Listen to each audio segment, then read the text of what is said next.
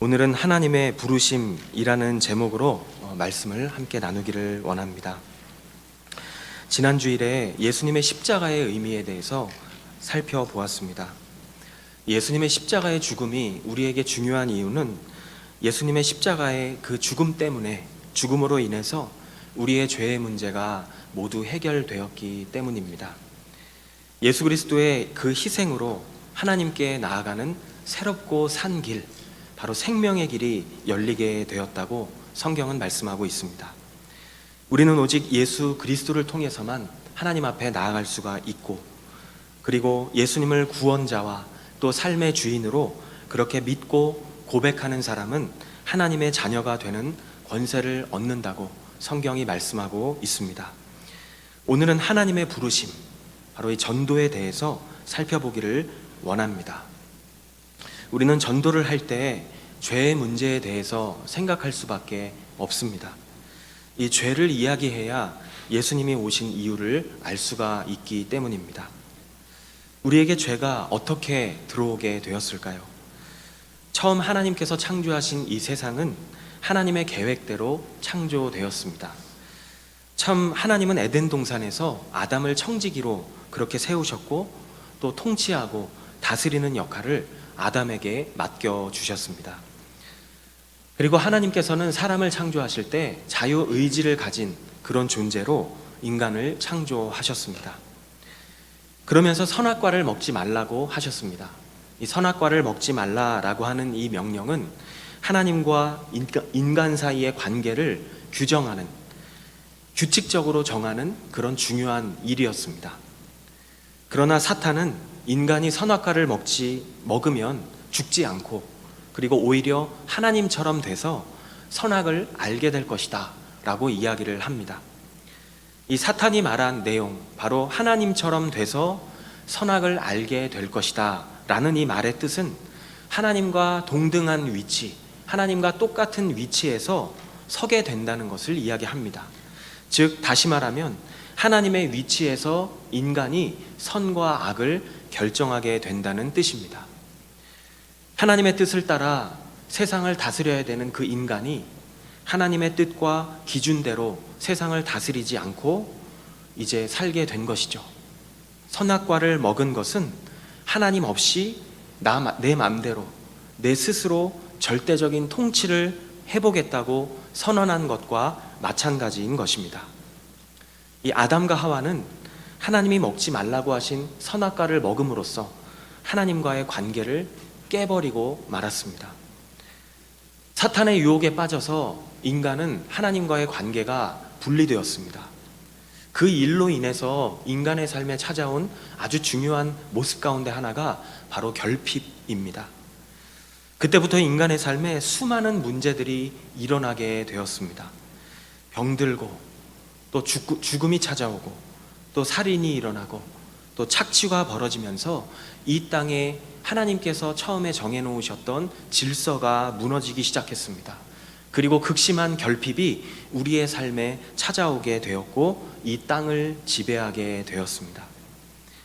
선악과를 먹은 이후로 이 인간의 죄성은 자손들에게 계속 이어지게 되었습니다. 이 죄성은 바로 하나님으로부터 독립한 자기 중심성입니다. 어떤 분들은 이 자기 중심성이 무슨 악한 것이고 죄냐라고 이야기할 수 있지만, 이 자기 중심성 때문에 인간이 하나님과의 관계가 분리되면서부터 이제 하나님을 본성적으로 거부하기 시작합니다. 그리고 아까 말한 이 결핍으로 인한 여러 가지 문제들이 일어나게 되었습니다. 아버지의 품을 떠난 이 인간의 상태를 누가복음 15장에서는 비유적으로 보여주고 있습니다. 이 누가복음 15장에 등장하는 이 둘째 아들, 우리가 탕자라고 이야기하는 이 둘째 아들은 아버지의 유산을 챙겨서 이 아버지를 떠나게 됩니다.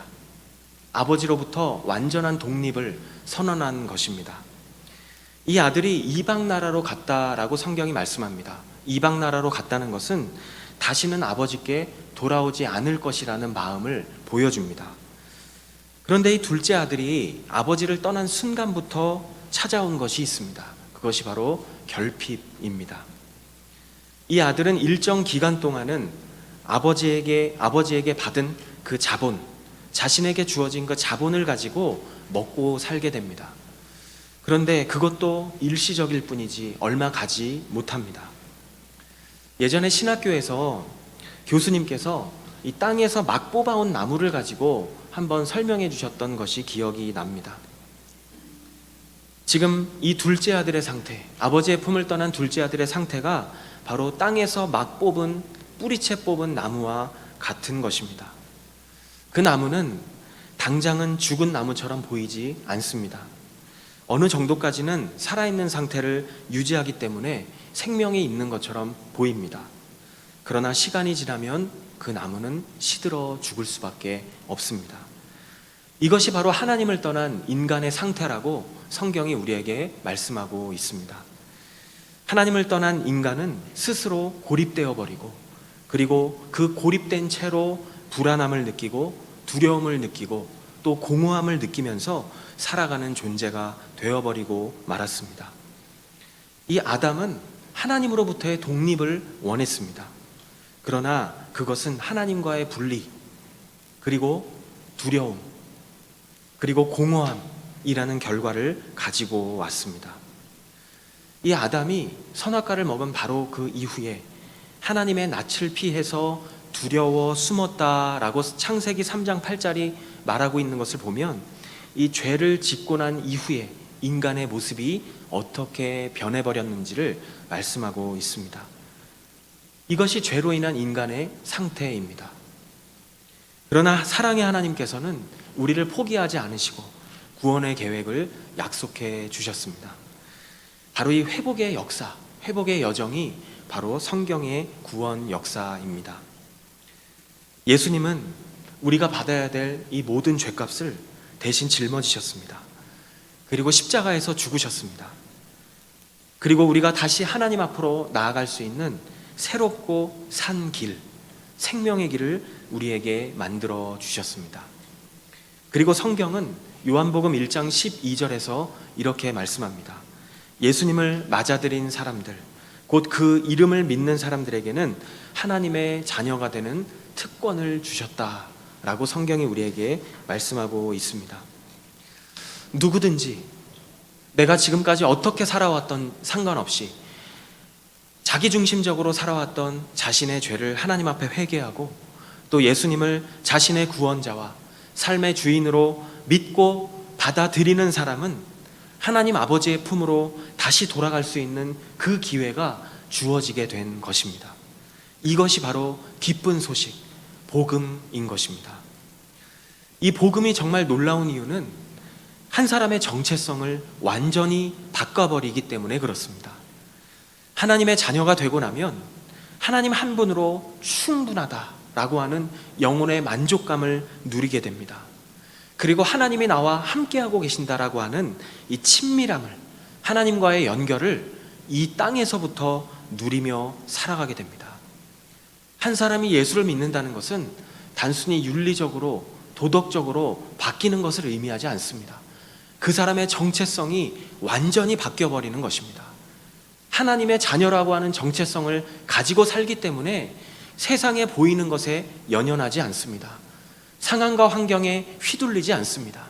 하나님이 내 아버지시라는 그 믿음을 가지고 그 정체성을 가지고 살아가기 때문에 그 사람은 세상을 이기며 살아간다라고 성경이 말씀하고 있습니다.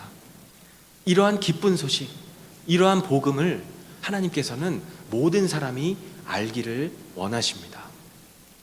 바울은 이 기쁜 소식을 사람들에게 전해야 하는 이유를 이렇게 설명하고 있습니다. 로마서 10장 14절 15절 같이 읽겠습니다. 그런데 그들이 믿지 않는 분을 어떻게 부르겠습니까? 듣지도 못한 분을 어떻게 믿겠습니까? 전하는 사람이 없이 어떻게 듣겠습니까? 또 보냄을 받지 않았으면 어떻게 전하겠습니까? 기록되기를 좋은 소식을 전하는 사람들의 발이 얼마나 아름다운가 라고 한 것과 같습니다. 우리는 이 말씀을 통해서 복음을 전하는 소리, 그리고 복음을 전하는 이 발, 이것들이 있었기 때문에 우리에게까지 복음이 전해졌다라는 것을 알 수가 있습니다. 바울은 자신이 또한 복음을 전하는 이유를 이렇게 말합니다. 로마서 1장 14절부터 15절입니다. 같이 읽겠습니다. 나는 그리스 사람이든 미개한 사람이든 지혜로운 사람이든 어리석은 사람이든 그 모두에게 빚을 진 사람입니다. 그러므로 나는 로마에 있는 여러분에게도 복음 전하기를 간절히 원합니다. 바울 자신이 고백하고 있습니다. 나는 복음의 빚을 진 사람입니다. 그렇기 때문에 자신도 로마에 있는 사람들에게 복음을 전하기 원한다 라고 이야기하고 있죠. 생각해보면 여기 있는 우리 모두도 사실 복음의 빚을 진 자들이라는 것을 생각할 수밖에 없습니다. 고린도서 5장 17절에서 18절 우리 같이 읽겠습니다. 그러므로 누구든지 그리스도 안에 있으면 새로운 피조물입니다. 옛것은 지나갔으니 보십시오. 새 것이 됐습니다. 모든 것은 하나님께로부터 왔습니다. 하나님은 그리스도를 통해서 우리를 그분과 화목하게 하시고 또한 화목하게 하는 직분을 맡겨주셨습니다. 아멘. 예수를 믿은 사람은 그냥 부분적으로 달라진 사람이 아니라고 말씀합니다. 새로운 피조물이다 라고 말씀합니다. 다른 사람들이 우리가 새롭게 되었고 또 다른 사람들이 하나님과 화목하게 되도록 하는 일에 부르심을 받았다라고 말씀하고 있습니다. 예수님께서는 바로 이 일을 위해서 세상에 교회를 세우시고 우리를 부르신 것입니다. 오늘 함께 나눌 내용은 이것입니다. 그렇다면 우리는 어떠한 마음으로 복음을 전해야 할까요? 오늘 두 가지로 함께 생각해 보기를 원합니다. 말씀을 통해 알아보기를 원합니다. 우리는 어떠한 마음으로 복음을 전해야 할까요? 첫 번째는 하나님의 마음을 품고 전해야 합니다. 하나님의 마음을 품고 전해야 합니다. 마가복음 18장 7절 같이 읽겠습니다. 내가 너희에게 말한다. 이와 같이 하늘에서는 회개할 필요가 없는 의인 99보다 회개하는 죄인 한 사람을 두고 더 기뻐할 것이다. 이 말씀은 잃어버린 양을 다시 찾은 목자의 마음을 보여주고 있는 하나님의 말씀입니다. 하나님은 잃어버린 한 영혼이 자신에게 돌아오는 것을 너무나 기뻐하십니다. 한 영혼을 향한 하나님의 마음을 품고 복음을 전하는 것이 바로 전도 또 복음 제시라는 것을 말씀하고 있습니다. 디모데후서 4장 2절 말씀 같이 읽겠습니다. 너는 말씀을 전파하여라.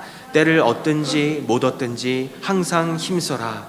끝까지 오래 참고 가르치며 책망하고 경계하고 권면하여라. 하나님께서는 우리에게 말씀하시죠. 너는 때를 얻든지 못 얻든지 말씀을 전해라 라고 말씀합니다. 그리고 오래 참음으로 잃어버린 영혼이 하나님께 돌아올 수 있도록 기다려라 라고 말씀하십니다. 이것은 바울이 디모데에게 이야기한 말이기도 합니다. 지금도 한 영혼을 기다리시는 하나님 아버지의 마음, 오래 참음으로 기다리고 계시는 하나님의 마음을 보게 됩니다. 이 노아의 방주 사건을 보면 이 무드셀라라고 하는 사람이 나옵니다.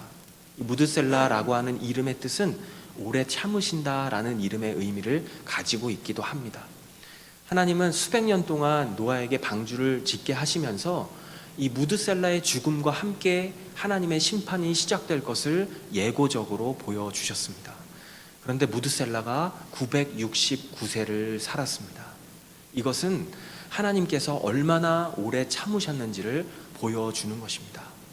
하나님은 지금도 오래 참으시며 한 영혼이 하나님 앞에 돌아오기를 그렇게 원하고 계십니다. 이것이 하나님의 마음입니다. 또한 우리는 어떠한 마음으로 복음을 전해야 할까요? 하나님의 마음을 가지고 전하는 것뿐만 아니라 두 번째로 내 능력이 아닌 하나님의 능력을 의지하는 마음으로 전해야 합니다. 내 능력이 아닌 하나님의 능력을 의지하는 마음으로 전해야 합니다. 고린도전서 2장 4절에서 5절 같이 읽겠습니다. 내 말과 내 선포는 지혜롭고 그럴듯한 말들로 한 것이 아니라 성령의 능력이 나타낸 증거로 한 것입니다. 이는 여러분의 믿음이 사람의 지혜에 있지 않고 하나님의 능력에 있게 하려고 한 것입니다. 복음을 전할 때 내 능력이 아닌 하나님의 능력을, 성령 하나님의 능력을 의지하며 전해야 함을 말씀하고 있습니다.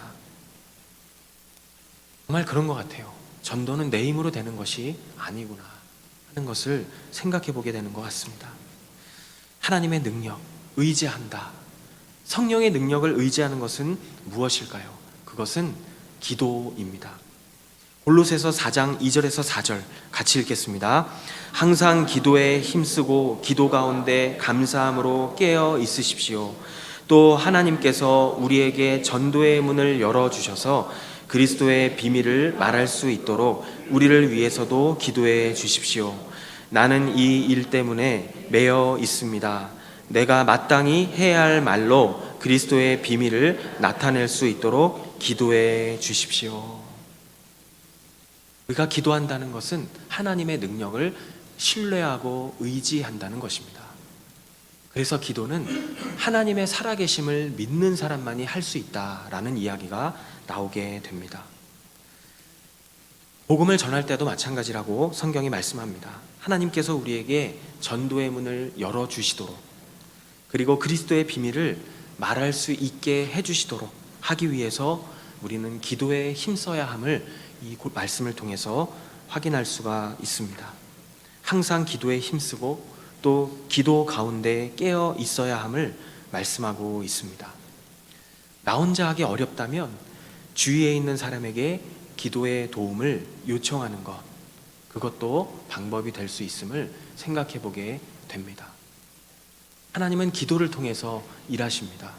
일찍이 우리의 신앙의 선배들은 이런 이야기를 했습니다.